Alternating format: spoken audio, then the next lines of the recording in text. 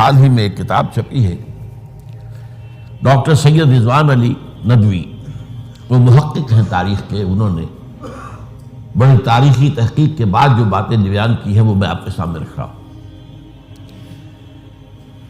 عرب میں جنوب مغرب کی کونے میں، جہاں یہ یمن بھی آباد ہے، اس کے اوپر نجران ہے، اسی علاقے میں یمامہ کا علاقہ کہلاتا ہے۔ یہاں ایک قبیلہ آباد تھا، بنو تمیم۔ یہ جو لوگ تھے بڑے کرخت مزاج، جنگجو، اکھڑ، ضدی، اور جس بات کو ایک دفعہ مان لے اس پر اڑ جانے والے اور مر مٹنے والے۔ یہیں سے فتنہ پہلا اٹھا تھا۔ سب سے بڑا جو نئے جھوٹے نبی کھڑے ہوئے تھے ان میں سب سے بڑا تو مسلمہ کذاب تھا، یہی تو علاقہ تھا، اور اس کے خلاف اس فتنے کی سرکوبی میں کتنے صحابہ، 1200 صحابہ ایک جنگ کے اندر شہید ہوئے، جن میں 500 جو ہیں وہ حفاظ تھے رضی اللہ تعالیٰ عنہ اجمعین۔ تو یہ لوگ جو یہ تھے بڑے زوردار تھے۔ اس قبیلے کے بارے میں حضرت عمر رضی اللہ تعالیٰ عنہ نے ایک بڑی عظیم حکمت عملی اختیار کی۔ ان کو وہاں سے اکھاڑ کر اور ایران کی سرحدوں پر آباد کر دیا، اب جہاں پر جہاد ہو رہا تھا، تاکہ ان کے اندر جو یہ جنگجوئی ہے یہ اب اس مقصد کے لیے استعمال ہو، اب وہ دارالاسلام کی توسیع کے مقصد کے لیے استعمال ہو، اور وہ ہوئی۔ حضرت عمر نے 2 چھاؤنیاں بنائی تھی رضی اللہ تعالیٰ، کوفہ اور بصرہ، کیونکہ ظاہر بات ہے کہ اب جو اسلام کا دائرہ پھیل رہا تھا اور اسلامی حکومت پھیل رہی تھی، اور زیادہ تر جو ہے مشرق کی طرف پھیل رہی تھی، ایران اور خراسان وغیرہ کی طرف، تو اب مدینے سے اس کا کنٹرول اتنا آسان نہیں تھا، فاصلہ تھا، تو چھاؤنیاں بنائیں تاکہ یہ اس سرحد کے اوپر یہ موجودہ مرکز رہے، یہاں فوجیں موجود رہیں، کہیں کوئی بغاوت ہو تو اس کو کچلنے کے لیے وہ قوت فوری طور پر دستیاب ہو سکے۔ یہ لوگ ہیں کہ جو عبداللہ ابن سبا کی فتنے سے سب سے زیادہ متاثر ہوئے۔ ان کی مزاج میں وہ کجی تو تھی نا۔ حضرت عمر بھی ان کا جو ایک مضبوط کنٹرول تھا انہیں دبائے رکھا ہے، اور ان کا رخ جو ہے ایک دوسری طرف موڑ کر اس سے اسلام کو فائدہ پہنچایا۔ لیکن اس کے بعد جب فتنہ جو آیا یہ عبداللہ ابن سبا، تو سب سے بڑھ کر یہی لوگ اس کے ماننے والے، اور انہی میں سے وہ لوگ تھے جنہوں نے جانیں بھی دے دی ہیں، جنہیں حضرت علی نے زندہ جلایا ہے، اس لیے کہ وہ کہتے تھے کہ علی خدا ہے۔ اے علی تم خدا ہو، تم ہمیں آگ میں جلا رہے ہو، یہ تو تم ہمارا امتحان لے رہے ہو۔ وَلَنَبْلُوَنَّكُمْ بِشَيْءٍ مِّنَ الْخَوْفِ وَالْجُوعِ وَنَقْصٍ مِّنَ الْأَمْوَالِ وَالْأَنفُسِ وَالثَّمَرَاتِ۔ اب وہ اس آیت کو اپنے اوپر منطبق کر رہے ہیں۔ تو یہ جو کرخت لوگ تھے، انہوں نے در حقیقت جو ہے عبداللہ ابن سبا کے کردار میں سب سے بڑا رول پلے کیا، اور انہی کے ہاتھوں حضرت عثمان شہید ہوئے رضی اللہ تعالیٰ۔ اور اس کے بعد انہوں نے حضرت علی رضی اللہ تعالیٰ عنہ کو اپنے گھیرے میں لے لیا، کیونکہ انہی کی کثیر تعداد موجود تھی مدینے میں جب حضرت عثمان شہید ہوئے۔ اس کے بعد اب ظاہر بات ہے کہ کوئی نہ کوئی تو خلیفہ ہونا چاہیے تھا۔ حضرت طلحہ سے کہا گیا، انہوں نے معذرت کر لی، حضرت زبیر سے کہا گیا، انہوں نے معذرت کر لی۔ اب ظاہر بات ہے کہ حضرت علی آخر امت کو چھوڑا تو نہیں جا سکتا تھا بغیر امام کے، انہوں نے قبول کر لیا، اگرچہ حضرت حسن روکتے رہے کہ ابا جان یہ ان لوگوں کی بیعت جو ہے آپ قبول نہ کیجیے۔ حضرت حسن تو ان میں سے ہے جو حضرت عثمان کے دروازے پر کھڑے تھے پہرے دار کی حیثیت سے، حسن اور حسین رضی اللہ تعالیٰ عنہ، انہیں تو معلوم تھا فتنہ جو کون لوگ ہیں۔ اس کے بعد حضرت علی رضی اللہ تعالیٰ عنہ نے اسی حکمت سے، جس حکمت کے تحت حضرت عمر نے یہ چھاونیاں آباد کی تھیں، دارالخلافہ بھی مدینے سے کوفہ منتقل کر دیا تاکہ پورے عالم اسلام کو کنٹرول کیا جا سکے اس مرکز کے ساتھ۔ اس کا نتیجہ یہ نکلا کہ اب گویا کہ حضرت علی کے گرد ان لوگوں کا گھیراؤ مکمل، کوفے میں یہی تو آباد تھے، کوفی یہی تو تھے، حضرت عمر نے انہیں لا کے یہاں آباد کیا تھا۔ جب حضرت علی نے کوفے کو اپنا دارالخلافہ قرار دیا تو گویا کہ ان کا پھر عمل دخل بہت بڑھ گیا۔ ایک طریقے سے یوں کہا جا سکتا ہے کہ انہوں نے اب حضرت علی رضی اللہ تعالیٰ عنہ کو اپنے محاصرے میں لے لیا۔ چنانچہ جنگ جمل کے موقع پر یہ ہوا ہے کہ صلح ہو گئی تھی. حضرت عائشہ رضی اللہ تعالی عنہ کے جو نمائندے تھے اور ادھر سے حضرت علی، صلح ہو گئی تھی، طے ہو گیا تھا کہ ہاں قاتلین عثمان کو جو ہے ان کو سزا دی جائے گی، قصاص لیا جائے گا حضرت عثمان کے قتل کا. لیکن ان لوگوں نے 10,000 آدمی کھڑے ہو گئے کوفے کے اندر، ہم سب قاتل ہیں عثمان کے، لوگ قصاص ہم سے اگر لے سکتے ہو. جس کے نتیجے میں اور انہوں نے جنگ شروع کر دی. اور جب جنگ شروع ہو جائے تو پھر اس کے بعد تو کوئی نہیں دیکھ سکتا کیوں شروع ہوئی، کیسے شروع ہوئی، کس نے شروع کی. اب تو یا مارو یا مرو، دو ہی باتیں ہوتی. 10,000 مسلمان ایک رات میں شہید ہوئے جنگ جمل میں. اب اس کے بعد حضرت علی رضی اللہ تعالیٰ عنہ کی خلافت جو ہے حضرت امیر معاویہ نے ماننے سے انکار کر دیا. جب تک قاتلین عثمان کو سزا نہیں دیتے ہم بیعت نہیں کریں گے. یہ نہیں کہ دعویٰ کیا ہو کہ میں خلافت کا حقدار ہوں، یہ نہیں، لیکن یہ کہ آپ کو ان کو سزا دینی چاہیے. اب یہ تھا وہ مخمصہ جس میں حضرت علی رضی اللہ تعالیٰ عنہ وہ فرماتے تھے تو میرا ساتھ دو تو میں ان قاتلین عثمان سے سزا جو ہے ان کو سزا دے سکتا. ادھر انہیں پتا تھا کہ میں سرنڈر کرتا ہوں تو مجھے علی تک تو پہنچنے کوئی نہیں دے گا، راستے میں ختم کر دیں گے رضی اللہ تعالیٰ عنہ. تو یہ پیچ تھا ایک جو ایسا پڑا ہے. اب اس میں جب حضرت معاویہ اور حضرت علی کے مابین فیصلہ کن جنگ ہوئی، جنگ صفین جسے کہتے ہیں، جس میں 70,000 مسلمان ایک دوسرے کی تلواروں، تیروں، نیزوں سے قتل ہوئے.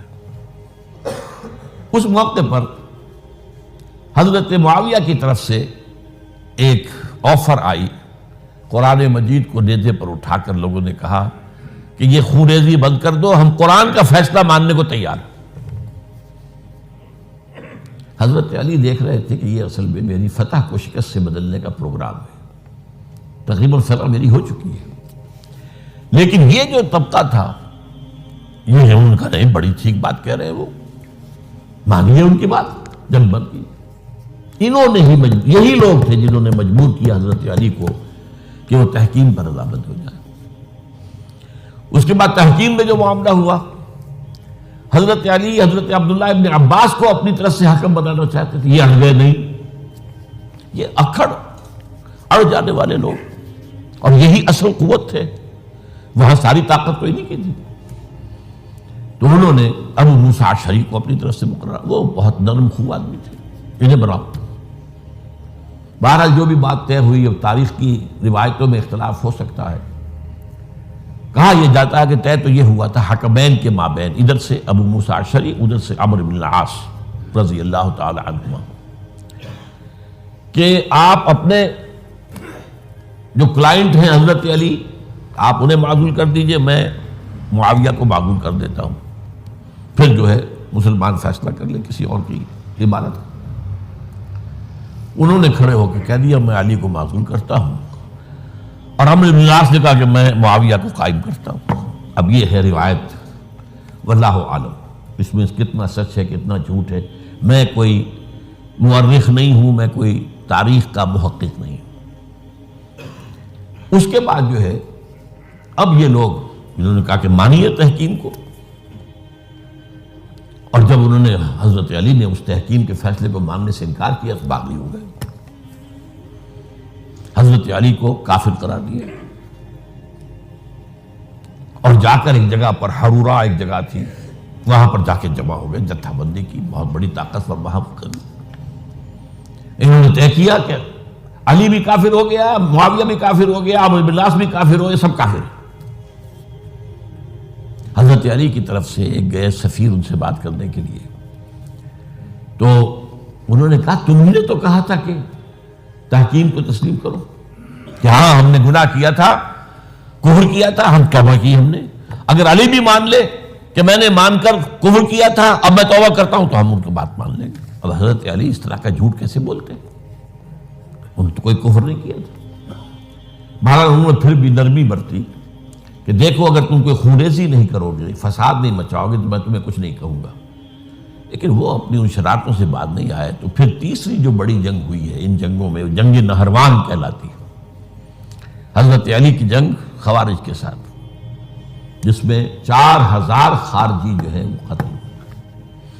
اور یہ بات اب آپ نوٹ کر لیجئے کہ یہ لوگ جیسا کہ اکھڑ بھی تھے لیکن اپنی بات پر ڈٹ جانے والے تھے، لیکن ساتھ ہی دیندار بھی تھے، نمازی اور روزہ دار بھی تھے۔ یہ اس طرح کے لوگ نہیں تھے کہ جو فاسق اور فاجر ہو، بس یہ مزاج کا ایک ہے جس بات دل میں بیٹھ گئی اڑ گئے۔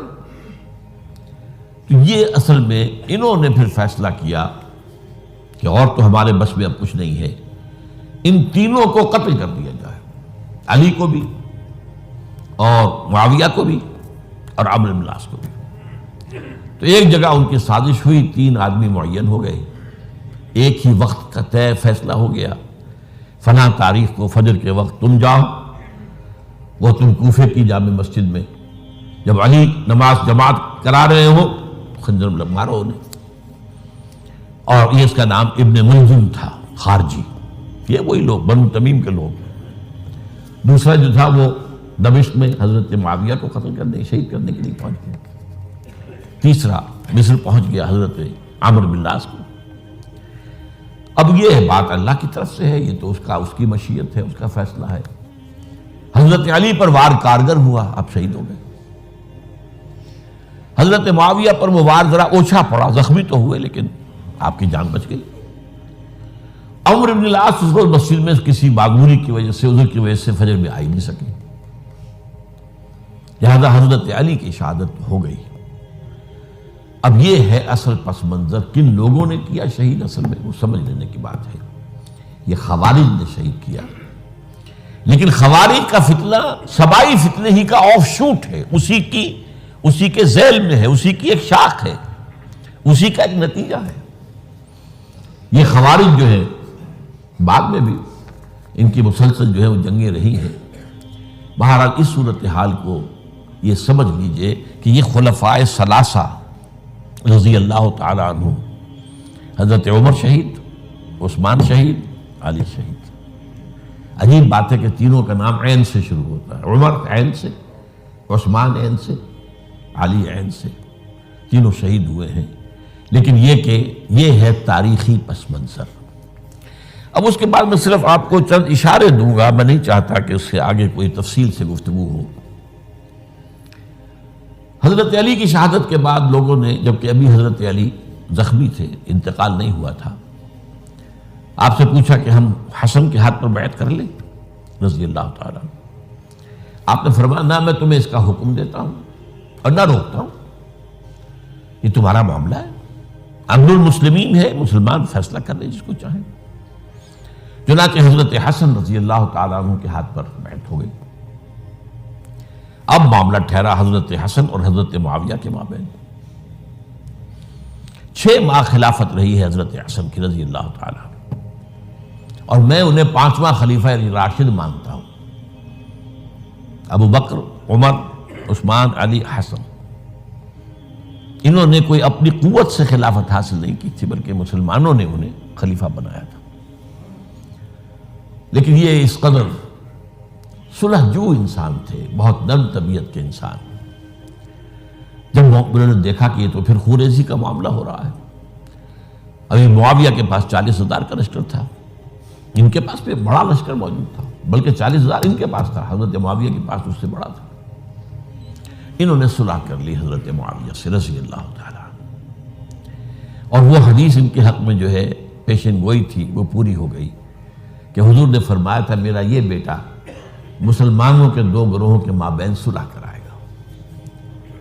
یہ سن 41 ہجری کا واقعہ ہے، جب صلح ہو گئی اور حضرت حسن دستبردار ہو گئے اور امیر معاویہ کو اب خلیفہ تسلیم کر لیا گیا۔ اس کو عام الجماع کہتے ہیں، یعنی وہ انتشار اور تفرقہ جو سبائی فتنے سے شروع ہوا تھا، اگرچہ اس کا نقطہ آغاز تو بالفعل بنا شہادت عثمان، پھر وہ جنگ جمل اور جنگ صفین اور جنگ نہروان، اور اس کا ایک نتیجہ جو نکلا وہ کیا تھا کہ اسلامی حکومت کی حدود کی جو توسیع ہو رہی تھی وہ عمل رک گیا۔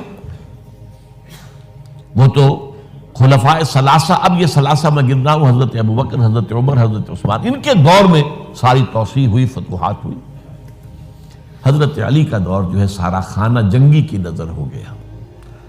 وہ خلیفہ راشد ہیں، اس میں کوئی شک نہیں ہے، بہت عظیم شخصیت ہے، ہمارے نزدیک صحابہ کرام میں سوائے 3 کے سب سے بڑھ کر ہیں، سب سے افضل ہیں. ہاں، ابو بکر، عمر، عثمان ان سے افضل ہے ہمارے نزدیک. خلافت جو ہے خلفاء کے مابین ترتیب فضیلت جو ہے وہ ترتیب خلافت کے مطابق اہل سنت کے نزدیک، لیکن باقی ہزاروں صحابہ میں تو سب سے اونچے ہیں. اس حوالے سے حضرت علی کا کوئی قصور نہیں ہے رضی اللہ تعالیٰ، ان کی کوئی کوتاہی نہیں ہے. انہیں خلافت ملی ہی ایسے پرفتن دور میں ہے.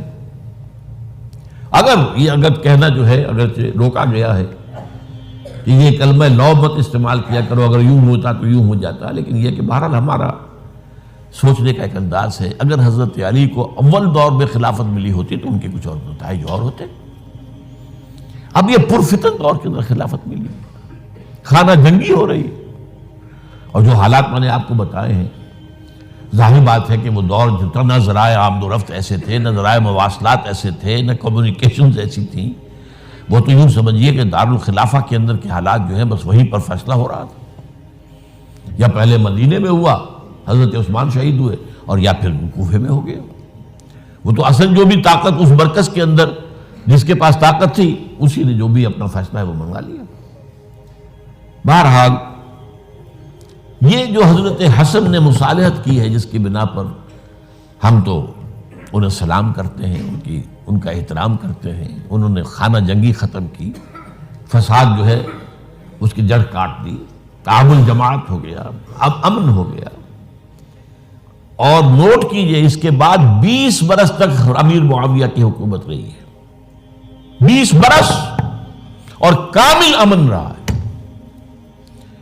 اس میں یہ بھی ہے کہ ان کے تدبر کو بھی دخل حاصل تھا. یہ بھی ہے کہ انہوں نے کچھ طاقت کا استعمال بھی کیا. یہ بھی ہے کہ انہوں نے دل جوئیاں بھی کی لوگوں کو، جس کو ہم کہتے ہیں مؤلفۃ القلوب، جو زکوٰۃ کے مسائل میں شامل ہے. کچھ لوگوں کی کے شر سے اس کو روکنے کے لیے ان کو جو ہے کچھ زکوٰۃ میں سے پیسہ دیا جائے وغیرہ وغیرہ، مؤلفۃ القلوب، تالیف قلب کے لیے. بہرحال نتیجہ یہ ہے. تاہم یہ جان لیجئے کہ حضرت معاویہ صحابی رسول ہیں، ہم ان کو تسلیم کرتے ہیں، لیکن ان کی خلافت کو خلافت راشدہ ہم نہیں مانتے، اس لیے کہ وہ انہوں نے اپنی طاقت سے حاصل کی ہے. میں نے اسی لیے کہا حضرت حسن رضی اللہ تعالیٰ عنہ کی خلافت راشدہ ہے، لیکن حضرت معاویہ کی خلافت راشدہ، اگرچہ اس میں امن رہا، اور وہ جو عمل رک گیا تھا، وہ جو مزید توسیع دارالاسلام کی، وہ دوبارہ شروع ہو گیا. خراسان کی طرف پیش قدمی شروع ہو گئی. ادھر پہلا بیڑا بنایا حضرت معاویہ نے رضی اللہ تعالیٰ عنہ، اور یہ بحیرہ روم کے بعد جزائر کو فتح بھی کیا. انہی کے زمانے میں مسلمان فوجیں جو ہیں استنبول تک پہنچ گئی، قسطنطنیہ کی فصیل تک پہنچ گئے. اگرچہ فتح نہیں ہو سکا قسطنطنیہ اس وقت، وہ تو بعد میں کئی 100 سال بعد ترک جو خلیفہ تھا اس کے ہاتھ میں فتح ہوا، محمد فاتح. لیکن یہ کہ باہر پہنچ گئے تھے وہاں تک، یہ عمل بھی شروع ہو گیا. لیکن انہی لوگوں نے حضرت حسن کو گالیاں دی اس کام پر کہ تم نے صلح کیوں کی. امیر الکافرین کہا، امیر المنافقین کہا، اور انہیں خطاب یا آر المومنین، اے مومنوں کے لیے آر کی اور شرم کے باعث، اور ان کے خیمے پر حملہ کیا، اسے جلایا. ان کی جان کے در پہ تھے کہ تم نے صلح کیوں کی. یہ اکھڑ لوگ، یہ لوگ، اس کے بعد اب میں صرف اشارہ کر رہا ہوں، یہی لوگ تھے اصل میں جو 20 برس کے بعد پھر جو حادثہ سانحہ کربلا ہوا ہے اس کا مین کردار یہ تھا. صرف چند جملے اس وقت کہوں گا. سانحہ کربلا پر میرا کتاب جو موجود ہے وہ آپ پڑھیے. حضرت معاویہ رضی اللہ تعالیٰ عنہ کو مغیرہ ابن شعبہ ایک بزرگ صحابیوں میں سے تھے، انہوں نے مشورہ دیا کہ دیکھیے آپ کی خلافت سے پہلے 4 برس تک خانہ جنگی رہی، 1 لاکھ کے قریب مسلمان ایک دوسرے کی تلواروں سے ختم ہو گئے. اب اگر وہ زمانہ گزر گیا، کبار صحابہ تو فوت ہو چکے، بڑے صحابہ تو گئے، اب تو یہ 9 مسلم جو فتح کے بعد ایمان لائے یا اس کے بعد ایمان لائے جبکہ سورہ توبہ کی آیات نازل ہو گئی، اب تو یہ لوگ، یا پھر اب نئے لوگ جو مفتوحہ علاقے میں ایمان لا رہے ہیں، مسلمان ہو رہے ہیں۔ لہٰذا اب وہ جو مسلمانوں کا ایک نظام خلافت راشدہ کا تھا، اگر اس کے پیچھے کسی مضبوط قبیلے کی طاقت نہ ہو تو وہ مرکزیت قائم نہیں رکھ سکے گا۔ لہذا آپ یزید کو اپنا ولی عہد مقرر کر دیں۔ حضرت معاویہ کچھ رہے متردد، لیکن بعد میں ان کی سمجھ میں یہ بات آ گئی۔ یہاں یہ نوٹ کر لیجئے کہ میں یا آپ حضرت معاویہ کے فیصلے سے اختلاف کر سکتے ہیں، ان کی نیت پر حملہ نہیں کر سکتے، وہ صحابی ہیں۔ الصحابۃ کلہم عدول، ان کی نیت بھی یہی تھی، مسئلہ سمجھی اس میں کہ وہی امن جو ہے وہ برقرار رہے۔ اس وقت جو ہے کچھ تھے ہمارے جو اس وقت اگرچہ وہ صغار صحابہ میں شمار ہوتے تھے، لیکن اب وہ کبار تھے، وہ کھڑے ہو گئے کہ آپ یہ کام غلط کر رہے ہیں، یہ قیصریت اور کسرویت جو ہے اس کا آغاز کر رہے ہیں۔ اور یہ کون لوگ تھے؟ اب دیکھیے ترتیب: ابو بکر کے بیٹے عبد الرحمن، عمر کے بیٹے عبداللہ ابن عمر، عباس کے بیٹے عبداللہ ابن عباس، زبیر کے بیٹے عبداللہ ابن زبیر، علی کے بیٹے حضرت حسین۔ حضرت حسن فوت ہو چکے تھے کیونکہ یہ عین وسط میں ہوا واقعہ، 20 سال کے درمیان 10 سال حضرت معاویہ کی حکومت کو شروع ہوئے 10 سال ہو چکے تھے۔ میری جو تحقیق ہے یا مطالعہ اس کے مطابق تو یہ ہے کہ حضرت عثمان نے مصلحت سے، حضرت معاویہ نے مصلحت سے کام لیا اور ان پر جبر نہیں کیا، لیکن انہی ندوی صاحب نے کچھ لکھا ہے کہ بالجبر بھی ان سے بیعت لے لی، بیعت ولی عہدی۔ مجھے اس سے اختلاف ہے، یہ حضرات ایسے نہیں تھے کہ جو بالجبر بیعت کرنے والے ہوں، میں اس کو ماننے کو تیار نہیں۔ بہرحال یہ حضرت، میرے نزدیک حضرت معاویہ نے جبر نہیں کیا، زبردستی نہیں کی، لیکن جب حضرت معاویہ کا انتقال ہو گیا، اب جو ہے معاملہ یہ پیدا ہو گیا کہ آپ بیعت کریں نہ کریں تو پھر جو ہے باغی شمار ہوگا۔ عبد الرحمن ابن ابو بکر رضی اللہ تعالی عنہما وہ فوت ہو چکے تھے، اب 4 رہ گئے تھے، عبداللہ ابن عمر، عبداللہ ابن عباس، یہ دونوں تھے جو عمر میں بڑے تھے، عبداللہ ابن زبیر اور حسین ابن علی رضی اللہ تعالی عنہ۔ ان چاروں نے کہا کہ کام غلط ہوا ہے یہ، لیکن اس کے بعد ایک تفریق ہو گئی۔ یہ جو دونوں بزرگ تر تھے، حضرت عبداللہ ابن عمر، عبداللہ ابن عباس، ان دونوں نے کہا کام تو غلط ہے لیکن ایسا نہیں ہے جس کی بنا پر خونریزی کرائی جائے، مسلمانوں کا خون بہے، بغاوت کی جائے، ایسا نہیں۔ مطلب یہ کہ اس کے اندر مصلحت کا تقاضا یہ ہے کہ اس وقت جو ہے اس کو تسلیم کر دیا جائے۔ لیکن یہ جو دو نوجوان تھے، ان کے اندر، نوجوان نہیں کہ وہ جوان تھے ماشاءاللہ، لیکن یہ کہ جوش زیادہ تھا، یہ اڑ گئے کہ نہیں، ہم اس غلطی کو اب نہیں چلنے دیں گے۔ حضرت عبداللہ ابن زبیر اور حسین ابن علی رضی اللہ تعالیٰ عنہ۔ اب دیکھیے اصل فیصلہ کن بات کیا ہوئی، ان دونوں حضرات میں ایک اختلاف ہو گیا۔ حضرت عبداللہ ابن زبیر کا کہنا یہ تھا کہ یہی مقیم رہی ہے مکے میں، اور یہیں سے جو ریزسٹنس موومنٹ ہے وہ شروع کی جائے بنو امیہ کی حکومت کے خلاف۔ ادھر سے کوفیوں کے خطوط چلے آ رہے تھے حضرت حسین رضی اللہ تعالیٰ عنہ، آپ آئیے، ہم آپ سے بیعت کریں گے۔ حضرت حسین نے اپنے بھائی، چچا داد بھائی مسلم بن عقیل کو بھیجا، ان کے ہاتھ پر 10-12 ہزار کوفیوں نے بیعت کر دی حضرت حسین کے لیے، اور ان کے خطوط کے جو ہے وہ تو پورے کے پورے تھیلے تھے حضرت حسین کے پاس۔ اس سے پھر حضرت حسین نے سفر کیا، ادھر یہ ہوا کہ یزید کی طرف سے عبید اللہ ابن زیاد جو ہے گورنر بن کر آیا، اس نے جو تشدد کیا کوفیوں پر، سب نے بیعت توڑ دی، اور حضرت مسلم بن عقیل جو ہے ان کو شہید کر دیا۔ یہ خبر پہنچی ہے حضرت حسین کو، آپ ابھی درمیان میں تھے سفر کے، آپ نے مناسب سمجھا کہ میں واپس لوٹ جاؤں، لیکن حضرت مسلم بن عقیل کے بیٹے کھڑے ہو گئے کہ اب ہم قصاص لیے، ہمارا باپ شہید کیا گیا، قصاص لیے بغیر تو نہیں جائیں گے۔ اب یہ مروت کے خلاف تھا حضرت حسین کی کہ وہ ان کو چھوڑ دیتے۔ یہ وجہ ہے کہ وہ حادثہ پیش آیا، اور اس میں بھی اصل وجہ میں بتاتا ہوں، وقت جو ہے ختم ہو گیا ہے۔ وہ یہ ہے